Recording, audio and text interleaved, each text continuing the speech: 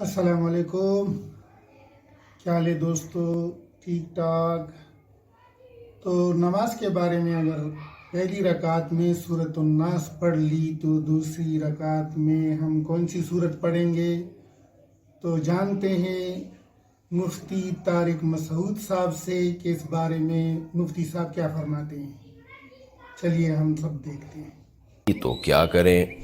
پہلی رکعت میں سورہ ناس پڑھی تو دوسری رکعت میں کون سی سورت پڑھیں گے؟ نیز اگر وتر کی پہلی رکعت میں سورہ فلق اور دوسری میں سورہ ناس پڑھی تو تیسری میں کون سی سورت پڑھیں گے؟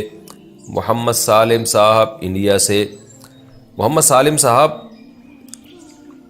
صحیح سالم بات تو یہ ہے کہ ترتیب سے صورتیں پڑھا کریں، ترتیب سے، جیسے پہلی رکعت میں سورہ فلق تو دوسری میں سورہ ناس۔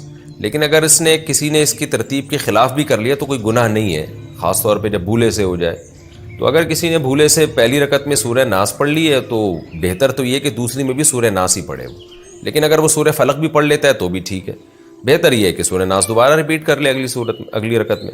اور اگر وتر کی پہلی رکعت میں سورہ فلق اور دوسرے میں سورہ ناس پڑھی تو تیسری میں سورہ ناس پڑھ لے، دوبارہ پڑھ لے، نہیں تو قل ہو اللہ پڑھ لے دوبارہ، تو اس میں کوئی ایشو نہیں ہے۔ بہتر ہے ترتیب سے پڑھیں، اگر غلطی سے ترتیب آگے پیچھے ہو گئی ہے تو بھی کچھ نہیں ہوتا اس سے۔